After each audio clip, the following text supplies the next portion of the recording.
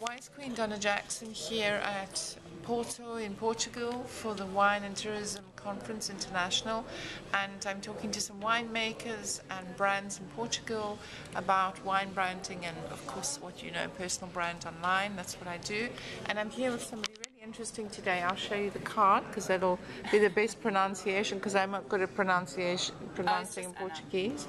So Anna is part of the Pereira, Fonseca, Reis family. I don't know how you say it in Portuguese. It's perfect. And it's a family winery, and here she is. Isn't she cute? Okay, so tell me about your family and the winery. Okay, so it all started when my great-grandfather, who was already a quite successful man, although he was born in the middle of nowhere in the north part of Portugal, in a very Just tiny. explain geographically. It's near Lisbon. No, where he was born is Guarda district, which is 300 kilometers away from Lisbon. But what's amazing, he was just 12 when he decided to leave his small village, and he went to Lisbon and he started to work in the wine business. But he started, doing everything. At the bottom. Yeah, so probably, I don't know, cleaning floors or something similar to that. And then, but he was quite, he worked hard, and then he started his own business with a partner, and he actually built a huge empire. He had about 100 stores in Lisbon, and he was selling other producers' wine and also selling to our former colonies such as Angola, so mainly African colonies. All the interesting parts of the world. But he was selling like huge containers of wine. Mozambique, São Tomé, Cabo Verde. And what was interesting, he was selling, so I can't imagine what it was, because it was containers of wine that then was bottled in those colonies. So you can imagine. Well, in those days, nobody was too fussy about wine. The old Mateus, as a child, I used to go to Pereira in Mozambique, and they had the round Mateus Rosé. That was my experience in Portugal. That's why when I was a child. Now things have changed. Then he started. He decided to quit this partnership, and he started his own business in 1926, and he moved to Bombarral, where we are, which is about 70 kilometers away from Lisbon. And he bought 3 properties that were for sale at the time, and so he started his business alone, and he started his own production. The reason why he went to Bombarral was he was not far away from Lisbon, the capital, and also he knew very well the market, and also because we were close to the railroad, which at that time was very important for him to send the products away. And then he started the business, and now is managed by a group of siblings. No. So the new generation. The new generation. So I'm the 4th generation. Oh, you're the 4th generation. My mom and my uncle are managing the business. So, your mom and uncle. My mom and uncle, and my grandmother. She's the matriarch of the family. So she's 93. I love stories like this. She's quite a lady. So if you would meet her, she's an artist. She paints a lot, and beautiful. Well, I hope to meet her. Yes, you can. This is my goal, to meet all the wine people in the world. She's called Mimi, and Mimi, her artist name. And so, and since then, so at the moment we have. We have the 3 properties. We are rebuilding a lot of the old stuff, so the old equipments that are quite beautiful rooms with old prances from 1871. Because actually the property belonged to another family, so we inherited all these beautiful rooms. And since I joined the business, we started to organize tours and tastings, and I'll have to come. You have to come. It's really nice. We organize meals. Tell us the name. So it's Quinta. It's a quite difficult name. Quinta, and Sanguinhal, Sanguinhal, yes. Sanguinhal. Yes, that's the name of the local village. That's why the name of the property. And we have, we normally go for a round. But we open the doors of our house because it's where we live. And what happens, we organize a tour and tasting.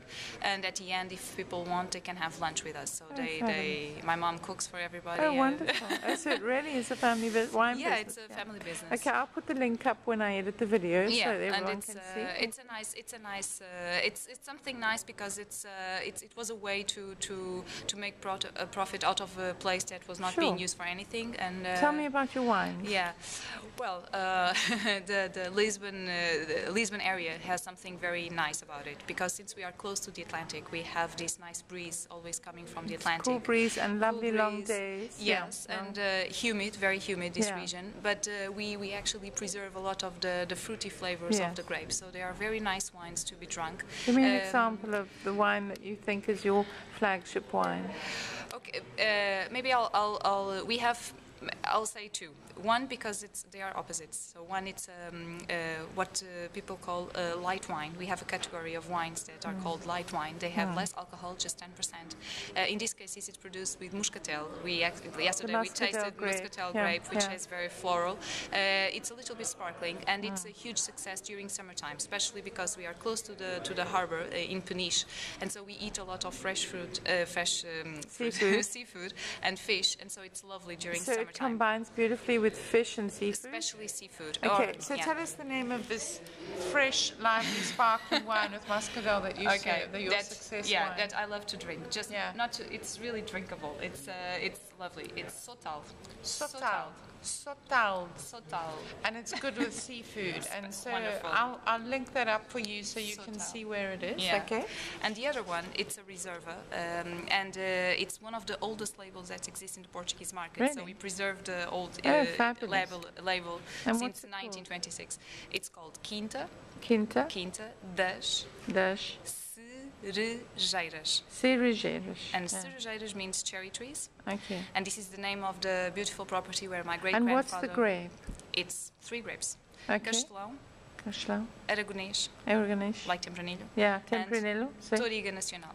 Touriga Nacional, the famous. So, I mean, the varietals in Portugal, I'm still getting used to because it's quite a complex thing. I mean, there's varietals and subs and subs and subs. But basically, I think the pronunciation for the American market, people just get a bit obscure. But so this is one of the oldest wines producers? This is one of the oldest brands that exists in the Portuguese market. Okay, well, I'm going to taste this. And one thing interesting is that you can find it in Harrods, for example, or in you can find it in Harrods? Yes, or in the most expensive restaurants in so I'll put up the name and the link so that we can pronounce it properly. It's quite, you know, if you look at the label, it's quite different. You know, it's old-fashioned, but at the same time, it's actual. So it's you don't need you still have the old stamps with the balls holding the carrot. Okay, so tell me, where's your major market? Okay, major market. We are actually an exception because we sell 70% of what we produce locally, local restaurants. Portugal, in our region. So it's very known. This is an icon wine. Yeah, it's very known in our region. It's an icon Reserva wine. Okay, and then we export mainly to the States. Okay, where's your area in the States that's successful for you? New Jersey and East Atlanta. Coast. East Coast. Okay, so there's lots of you Portuguese people in New Jersey. You buy her wine, okay, and Atlanta. Atlanta, another hotspot New for wine. Okay, so you really have a success story about importing into the States. Yeah. Were you here this morning when they were talking about the American market? I heard. And what did you agree or disagree? You know, I agree in one sense, but in other sense, you know, I agree. I don't agree that Portugal doesn't have a character or it misses a brand. Of course, I completely disagree because I have my images of Portugal as being a land of discovery, and of course, just as a logo, the cockerel is completely known. Apart from the nata, which is also completely known. But I don't want to get into that argument right now. I thought you would disagree, and I did too in some way. But you are successful in the States, which is a really good example. The only thing is that I sometimes it's possible, and I would love just to sell my expensive brands, but actual our situation right now is that price matters, and so price always matters. Yes, Yes, so Because I there's a don't, wine for everybody. Yes, Yeah. and the question is that we are selling one of our most successful wines in the States. It's called Cerejeiras, but we just print a big C so that people can So identify if you look for the C wine. look for the C, big C. Okay. This was the wine Big Gary C. chose. Okay, Gary reviewed this. Hey G. Apparently you ago. reviewed this pretty girl's wine called Sea Yeah. Wine in He Portugal. was impressed. It was fun to watch. He was really impressed. Right. So I'm going to go and visit this estate, and this is going to be my new Portugal baby that I probably take on to nurture. And you know how I love family wineries, and we're about to go and have Turkish lunch. Yes. So here we are. Look, we're in an empty room. There's just the two of us. Anyway, lovely to meet you. Meet you too. White Queen Donna Jackson here from Porto in Portugal, talking to the winemaker. We normally, it's like that. Treat. Oh, you I'm are? Italian. Yes, you're right. Okay. Well, I'm not Italian, but